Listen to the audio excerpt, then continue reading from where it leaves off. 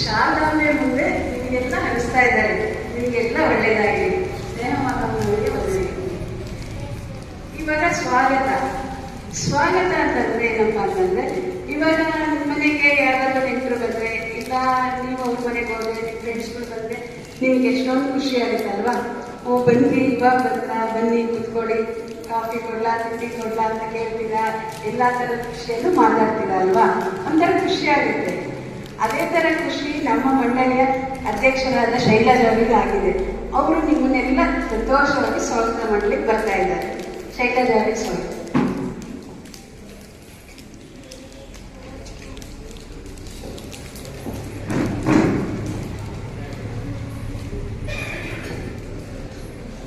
ಎಲ್ಲರಿಗೂ ಶುಭ ಸಂಜೆಯ ನಮಸ್ಕಾರಗಳು. ಅಮ್ಮ ಅನ್ನೋದೇ ಒಂದು ಮಧುರವಾಗಿರೋದಂತ ನುಡಿ.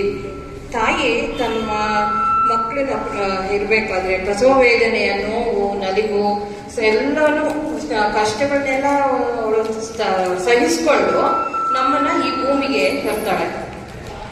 ಅದೇ ಮಗು ಮುಖನ ನೋಡಿದ ತಕ್ಷಣ ಅವಳು ತನ್ನ ನೋವು, ವೇದನೆ ಎಲ್ಲನೂ ಕಂಡುಬಿಟ್ಟು ತುಂಬ ಸಂತೋಷ ಪಡ್ತಾಳೆ.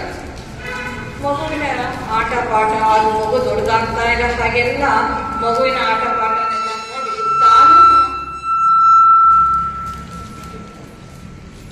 ತಾನು ಸಹ ಆ ಮಗುವಿನ ಜೊತೆಗೆ ಮಗುವಾಗಿ ಆ ಮಗು ಜೊತೆಗೆ ಆಟ ಎಲ್ಲ ಆಡ್ತಾಳೆ. ಮಗುಗೆ ತಾಯಿನೇ ಮೊದಲ ಗುರು. ನಮ್ಮ ಪ್ರತಿಯೊಂದು ಅಗತ್ಯವನ್ನು ಸಹ ತಾಯಿ ಮಕ್ಕಳಿಗೆಲ್ಲ ಪೂರೈಸುತ್ತಾಳೆ. ಮತ್ತು ಮಗುನು ಸಹ ಮೊದಲು ಹೇಳೋ ಅಂತ ಒಂದು ನುಡಿ ಅಂತಂದ್ರೆ ಅಮ್ಮ ಅಂತ ಅಂದ್ಬಿಟ್ಟು. ಬಾಲ್ಯದಲ್ಲಿ ತಾಯಿ ನಮಗೆ ಒಳ್ಳೊಳ್ಳೆ ಕಥೆಗಳನ್ನ, ಶೈಕ್ಷಣಿಕ ಕಥೆಗಳು, ಚರಿತ್ರೆನ, ಆಮೇಲೆ ಜಾನಪದ ಕಥೆಗಳನ್ನ ಎಲ್ಲ ಹೇಳ್ತಾ ಇರ್ತಾಳೆ. ಹಾಗೆ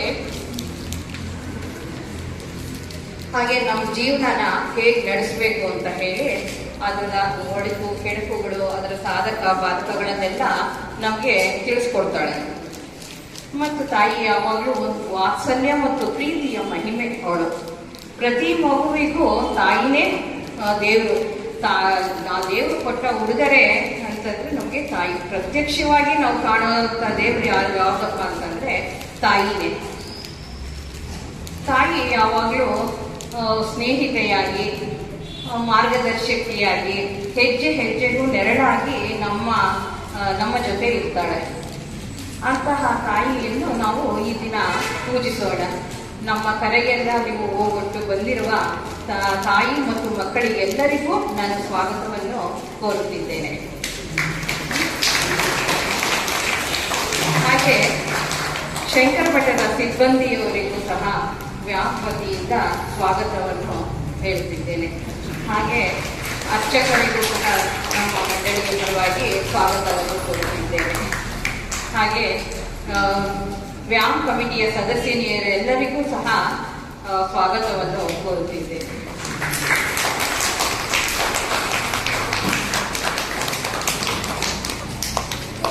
ತಾಯಿ ಬಗ್ಗೆ ಇಷ್ಟೆಲ್ಲ ಹೇಳಿದ್ರಲ್ವಾ, ಅದೇ ಥರ ನಿಮಗೆಲ್ಲ ಸ್ವಾಗತ ಪಡಿಸಿದ್ದಾರೆ.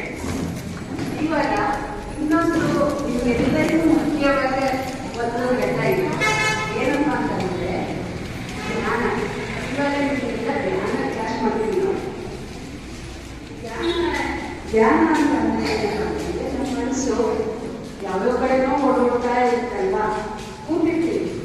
ಇವಾಗ ಸುಮ್ಮನೆ ಕೂತಿರ್ತೀವಲ್ಲ, ವಿಚಾರದಿಂದ ಹೋಗಿ ಇಲ್ಲ ಪಾನಿಪುರಿತಿಲ್ಲಮ್ಮ ಅಂತ ಬರ್ತೇವೆ. ಇನ್ನೊಂದ್ಸರಿ ಸೋಮವಾರ ಭಾನುವಾರ ಸಂಜೆ ಅಯ್ಯೋ ನಾಳೆ ಹೋಗೋಕ್ಕೆ ಎಷ್ಟೋ ಅಯ್ಯೋ ಏನೇನು ಮಾಡಬೇಕು ಏನು ಅಂದರೆ ಶಿಕ್ಷಕ ಗೊತ್ತಿಲ್ಲ.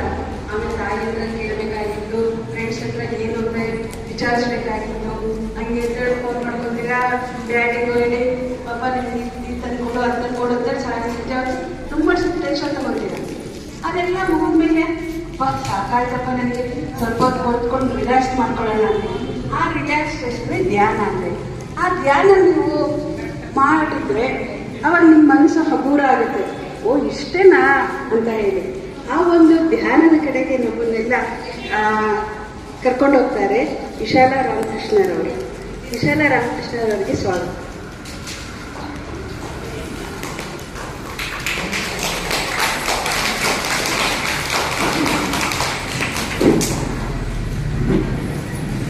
ಆತ್ಮೀಯ ಮಕ್ಕಳೇ ಮತ್ತೆ ತಾಯಂದಿರೇ, ಈ ಶಾರದಾ ದೇವಸ್ಥಾನದ ಎಲ್ಲ ಅರ್ಚಕ ವೃಂದದವರೇ, ತಮಗೆಲ್ಲರಿಗೂ ಆತ್ಮೀಯ ಸ್ವಾಗತ.